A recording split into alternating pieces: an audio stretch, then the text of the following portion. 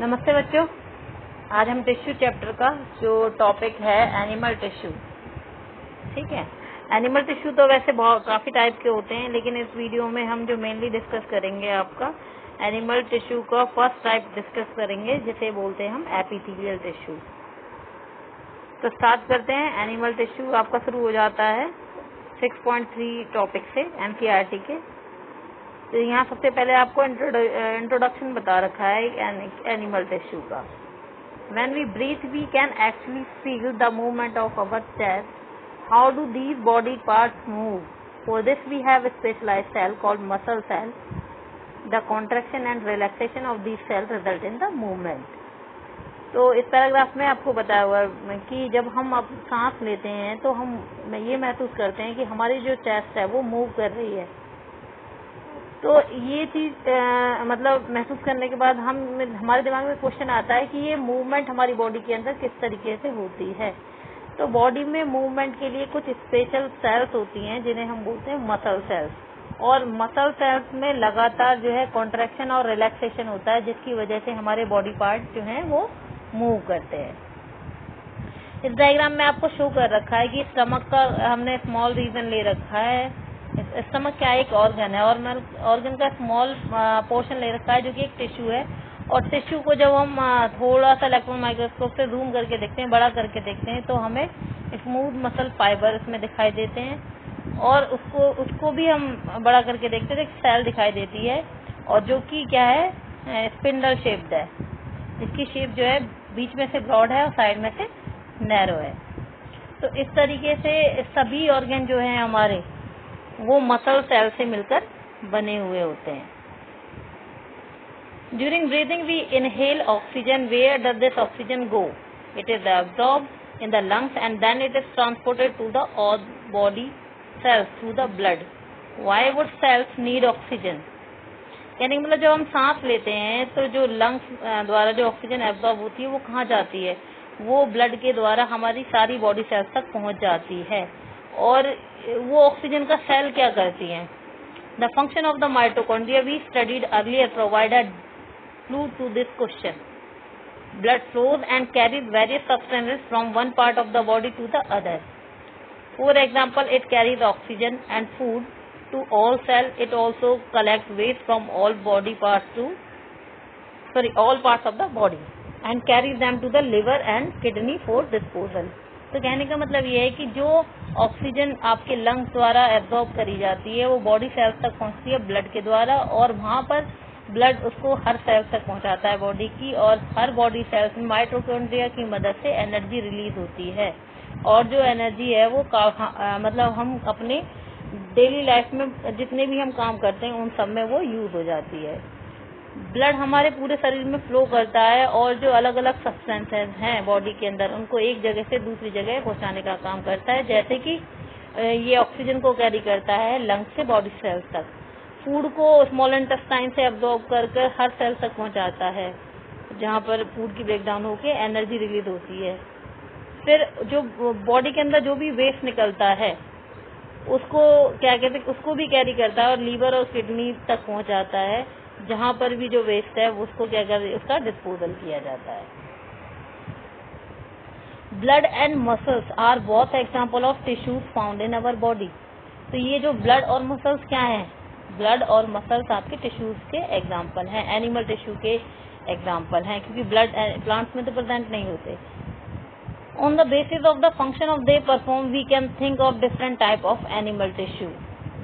कहने का मतलब फंक्शन के बेस पर हम जो एनिमल टिश्यू हैं उनको 4 कैटेगरी में बांट सकते हैं आपकी, जैसे epithelial tissue, connective tissue, muscular tissue and nervous tissue. मैं रिपीट करती हूँ, 4 तरीके के एनिमल टिश्यू बॉडी में प्रेजेंट होते हैं: epithelial tissue, connective tissue, muscular tissue and nervous tissue. Blood is type of the connective tissue. अब इस आप क्वेश्चन दिमाग में बच्चों के आ रहा होगा, कनेक्टिव टिश्यू तो बोला, तो ब्लड कहाँ गया? तो blood is also an example of connective tissue and muscle form muscular tissue. Muscle जो है वो आपके मस्कुलर टिश्यू का एग्जाम्पल है। सबसे पहले बात करते हैं हम एपिथेलियल टिश्यू का। द कवरिंग और protective tissue in animal body are epithelial tissue. Epithelial epithelial tissue को हम एपिथेलियम भी बोलते हैं।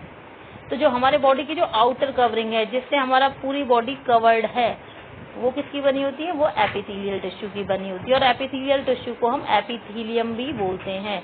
और ये एपिथेलियम जो है बहुत सारे ऑर्गन जो बॉडी के हैं उनको कवर करती है, साथ में बॉडी में जितनी भी कैविटी प्रेजेंट हैं उनको कवर करने का काम करता है epithelial tissue. It also form a barrier to keep different body system separate. और बॉडी में जितने भी ऑर्गन सिस्टम प्रेजेंट हैं, जैसे कि डाइजेस्ट सिस्टम अलग है, रेस्पिरेटरी सिस्टम अलग है, तो इन सब सिस्टम को उनके बीच में एक बैरियर का काम करती है एपिथेलियल टिश्यू। इन सिस्टम को एक दूसरे से अलग रखने का काम करती है। The skin, the lining of the mouth, the lining of the blood vessel, lung alveoli and kidney tubules are all made up of the epithelial tissue. हमारी स्किन, हमारे माउथ की जो लाइनिंग है, ब्लड वेसल्स की जो lining है, blood vessel जैसे कि आपकी नसें जो होती हैं जिनमें ब्लड फ्लो करता है उनको बोला गया, उनकी जो लाइनिंग है, और लंग्स में जो एल्वेली प्रेजेंट हैं उनकी जो लाइनिंग है, किडनी ट्यूबल्स, ये सभी जो है एपिथेलियल टिश्यू से बनी हुई होती हैं। Epithelial tissue cells are tightly packed and form a continuous sheet. Epithelial tissue की जो cells होती हैं वो tightly pack होती हैं और एक continuous sheet तैयार करती हैं। They have only a small amount of cementing material between them and almost no intercellular space. ये जो cells होती हैं epithelial tissue की वो इतनी ज्यादा close होती हैं, उनके बीच बस छोटा सा, मतलब कि थोड़ा सा एक सीमेंटिंग मटेरियल प्रेजेंट होता है, उसके अलावा कोई इंटरसेलुलर स्पेस जो है वो प्रेजेंट नहीं होता है। ऑब्वियसली एनीथिंग एंटरिंग और leaving the body must cross at least one layer of the epithelium. कोई भी चीज जो बॉडी से बाहर जा रही है या बॉडी के अंदर जा रही है उसे कम से कम एपिथेलियम की एक लेयर को क्रॉस करना पड़ता है।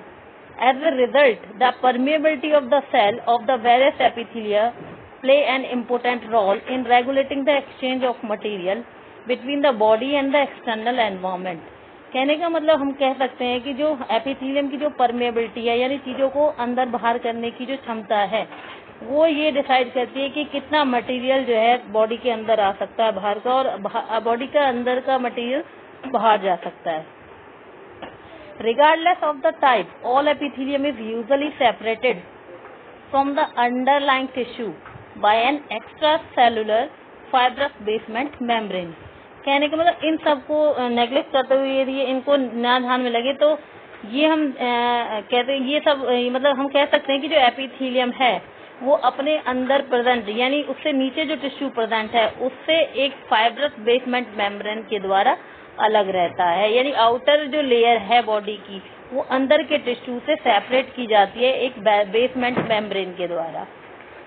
Different epithelia show differing structure that correlate with their unique function. कहने का मतलब ये हर एपिथेलियल टिश्यू जो होता है उसके भी बहुत मतलब कह सकते हैं कि उसके भी कई टाइप होते हैं, और उनके जो टाइप है उनकी जो स्ट्रक्चर है वो इस चीज पे बेस्ड होती है कि उनका फंक्शन क्या है। जैसा उनका फंक्शन होता है उसी तरीके से जो सेल्स हैं एपिथेलियम टिश्यू की वो मॉडिफाई हो जाती हैं और एक पर्टिकुलर टाइप क्रिएट करती हैं एपिथेलियम टिश्यू का। For example in cells lining blood vessel और lung alveoli where transportation of substances occur through a selectively permeable surface there is a simple flat kind of epithelium. जैसे कि हम बात करें alveoli की, जहाँ पर ट्रांसपोर्टेशन मेन काम होता है, यानी चीज जो एक जगह एब्जॉर्ब करी जा रही है उसको दूसरी जगह पहुंचाने का काम हो रहा है, तो वहाँ पर एपिथेलियम की जो स्ट्रक्चर होती है वो सिंपल और फ्लैट टाइप सेल से मिलकर बनी रहती है, और जिसको हम बोलते हैं सिंपल स्क्वेमस एपिथेलियम। जैसे कि आपका ए डायग्राम में शो कर रखा है, जिसमें आप देख रहे हैं जो सेल्स हैं वो एकदम फ्लैट नजर आ रही हैं, ठीक है, और उनके नीचे जो ब्लू कलर से आपको यहाँ पर नजर आ रहा है वो बेसमेंट मेम्ब्रेन आपको शो कर रखी है। और फर्दर टाइप भी आपको डायग्राम इसमें दिखा रखे हैं, क्या कहते हैं क्यूबॉइडल। क्यूबॉइडल वो एपिथेलियम होती है जिसकी जो सेल्स होती है, क्यूबॉइडल टिश्यू की जो सेल्स होती हैं उनकी शेप जो है वो क्यूबॉइड शेप में होती है। कॉलमनार और सीलेटेड एपिथेलियम, वो कॉलमनार और सीलेटेड एपिथेलियम टिश्यू वो होते हैं जिनकी जो शेप होती है सेल्स की वो कैसी होती है, पिलर लाइक होती है, और कभी कभी पिलर लाइक जो सेल्स होती है उनमें सीलिया भी ऑब्जर्व किया जाता है, तो हम कहेंगे सीलेटेड कॉलमनार एपिथेलियम। और जो आपका कहेंगे फोर्थ टाइप यदि हम देखें एपिथेलियम का, वो होता है स्ट्रैटिफाइड स्क्वेमस, यानी जब आपकी एपिथेलियम की जो सेल्स होती हैं वो कई लेयर में अरेंज रहती हैं और इरेगुलरली अरेंज रहती हैं, जिस तरीके दिखाई दे रखा है डायग्राम में। तो इस तरीके की जो स्ट्रक्चर होती है उसको बोलते हैं हम स्ट्रैटिफाइड स्क्वेमस। तो स्क्वेमस एपिथेलियम की हम बात कर रहे थे। स्क्वेमस एपिथेलियम जिसकी सेल जो है फ्लैट होती है और एक बेसमेंट मेम्ब्रेन पर लाई करती है, और जो भी ऑर्गन जो है ट्रांसपोर्टेशन से रिलेटेड होते हैं उनमें ये एपिथेलियम प्रेजेंट होती है, और इसको बोलते हैं हम सिंपल स्क्वेमस एपिथेलियम। तो simple squamous epithelium are extremely thin and flat form a delicate lining, और क्योंकि ये काफी फ्लैट सेल से और बनी हुई होती है, एक लेयर से ही बनी होती है एपिथेलियल सेल की, तो हम कह सकते हैं कि एक डेलिकेट लाइनिंग होती है। और जो ईसोफेगस और lining of mouth are also covered by the squamous epithelium. क्या मतलब हमारा जो फूड पाइप होता है डाइजेस्टिव सिस्टम के अंदर जो प्रेजेंट रहता है, और जो हमारे माउथ की जो लाइनिंग है, ये भी स्क्वेमस एपिथेलियम के द्वारा ही कवर्ड रहते हैं, या हम कह सकते हैं कि उन्हीं से बने होते हैं। The skin which protect the body is also made up of squamous epithelium, और जो हमारी स्किन हम देखते हैं जिसे इजीली हम देख सकते हैं, वो भी स्क्वेमस एपिथेलियम की बनी हुई होती है। Skin epithelium cell are arrange in many layer to prevent wear and tear, और जो स्किन की जो एपिथेलियम सेल होती हैं वो क्या कहते हैं कई लेयर में अरेंज हो जाती है, जिससे कि आसानी से जो है वो वियर टीयर, किसी तरीके की वियर टीयर ना हो, बॉडी का कोई पार्ट अंदर के जो ऑर्गन है वो डैमेज ना हो, तो वो कई लेयर में अरेंज हो जाती है। और जब सिंपल स्क्वेमस एपिथेलियम कई लेयर में अरेंज हो जाती हैं तो उसे हम बोलते हैं स्ट्रैटिफाइड स्क्वेमस एपिथेलियम। कहने का मतलब जब स्क्वेमस एपिथेलियम कई लेयर में अरेंज हो जाती हैं, जिससे कि एक पैटर्न ऑफ लेयर ऑब्जर्व हम करते हैं, जो कि हमारी स्किन के अंदर स्किन जो होती है इसका एग्जांपल है। तो इस तरीके से आपकी जो क्या तैयार होती है, स्ट्रैटिफाइड स्क्वेमस एपिथेलियम टिश्यू तैयार होता है। Next, where absorption and secretion अगर, जहाँ पर कोई चीज एब्जॉर्ब करी जा रही है या कोई चीज बन रही है बॉडी के अंदर, जैसे कि inner lining of the intestine. ठीक है, जैसे कि आप देखते हैं कि जो इंटेस्टाइन होती है उसमें जो है फूड एब्जॉर्प्शन का काम होता है। ठीक है, तो वहाँ पर tall epithelium cell are present. तो ऐसी जगह पर क्या होता है, जो सेल्स होती हैं वो टॉल होती हैं, और इस टॉल सेल जिसको हम बोलते हैं कॉलमनार एपिथेलियम। तो टॉल सेल से मिलकर जो टिश्यू तैयार होता है आपका, उसको बोलते हैं कॉलमनार एपिथेलियम। कॉलमनार का मीनिंग होता है पिलर लाइक। तो ये क्या करती है, columnar epithelium facilitate the movement across the epithelium barrier. कहने का मतलब कॉलमनार शेप होने की वजह से आसानी से कोई भी चीज जो है वो बैरियर को क्रॉस कर जाती है। In the respiratory tract the columnar epithelium tissue also have cilia. Respiratory system में ये जो आपकी कॉलमनार एपिथेलियम होती है उसमें कुछ सीलिया भी प्रेजेंट होती हैं। और सीलिया क्या होती है, सीलिया एक हेयर लाइक प्रोजेक्शन होती है किसी भी सेल के अंदर। ठीक है, यदि हम यूनिसेलुलर ऑर्गेनिज्म की बात करें, उनमें जो सीलिया है वो क्या होती है, यूनिसेलुलर ऑर्गेनिज्म को मूवमेंट में हेल्प करती है, उनको आगे मूव करने में हेल्प करती है। लेकिन यहाँ पर जब हम ह्यूमन बीइंग की बात करते हैं जिसके रेस्पिरेटरी ट्रैक्ट में सीलिया प्रेजेंट है, तो सीलिया कर रही है जो म्यूकस प्रेजेंट है आपके रेस्पिरेटरी सिस्टम में, उसको आगे पुश करने का काम करती है cilia. This type of epithelium is the ciliated columnar epithelium. और इस तरीके का जो कॉलमनार एपिथेलियम जिसके अंदर सीलिया प्रेजेंट होती है उसको हम सीलिएटेड कॉलमनार एपिथेलियम बोलते हैं। नेक्स्ट हम बात करते हैं क्यूबॉइडल एपिथेलियम। क्यूबॉइडल एपिथेलियम जिसकी सेल जो है वो क्यूब शेप होती है, form the lining of the kidney tubule. और ये क्यूबॉइडल एपिथेलियम किडनी ट्यूबल की लाइनिंग को तैयार करता है। साथ में जो सलाइवरी ग्लैंड की जो डक्ट होती है वो भी क्यूबॉइडल एपिथेलियम से बनी होती है। Epithelium cell often acquire additional specialization as gland cell. और कभी कभी जो आपके क्यूबॉइडल एपिथेलियम की जो सेल्स होती हैं वो ग्लैंड जैसी स्ट्रक्चर बना लेती हैं, और कोई सब्सटेंस को मतलब अलग अलग सब्सटेंस अलग अलग सेल द्वारा बनाया जाता है। ठीक है, यहाँ पर मेंशन नहीं है कि कौन सा सब्सटेंस वो बना रही है, तो वो डिपेंड करता है कि किस ऑर्गन में क्यूबॉइडल एपिथेलियम प्रेजेंट है। तो ग्लैंडुलर शेप वो एक्वायर करती हैं और सब्सटेंस सिक्रेशन का काम करने लगती हैं। और ऐसे केस में हम बोलते हैं एपिथेलियम को ग्लैंडुलर एपिथेलियम, जिसमें क्या होता है कि जो एपिथेलियल टिश्यू की जो सेल्स है वो अंदर की तरफ क्या हो जाती है, फोल्ड हो जाती है।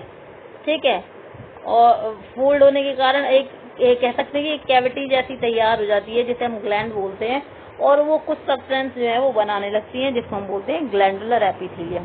तो इसी के साथ जो एपिथेलियम टिश्यू है क्या होता है, उसके टाइप क्या है, इस वीडियो में हम डिस्कस कर चुके हैं। हमने जाना एपिथेलियम टिश्यू वो होता है जो हमारी बॉडी को कवर करने के लिए, प्रोटेक्शन के लिए यूज होता है, और बॉडी के जो डिफरेंट ऑर्गन हैं, ऑर्गन सिस्टम है, उनको सेपरेट करने का काम करता है। ठीक है, और हमने इसके सब टाइप पढ़े। हमने पढ़ा कि स्क्वेमस एपिथेलियम होता है एक टाइप ऑफ, इसका जो है स्ट्रेटिफाइड स्क्वेमस एपिथेलियम होता है। नेक्स्ट आपका क्यूबॉइडल एपिथेलियम होता है, कॉलमनार एपिथेलियम होता है, और सीलेटेड एपिथेलियम। तो इस वीडियो में हमने एपिथेलियम टिश्यू के बारे में जाना, और एपिथेलियम टिश्यू के जो सब टाइप है उनके बारे में हमने पढ़ा, और बार बार रिवाइज करेंगे तब आपको और ज्यादा ही टॉपिक क्लियर हो जाएगा। इसी के साथ हम फिनिश करते हैं। Thank you.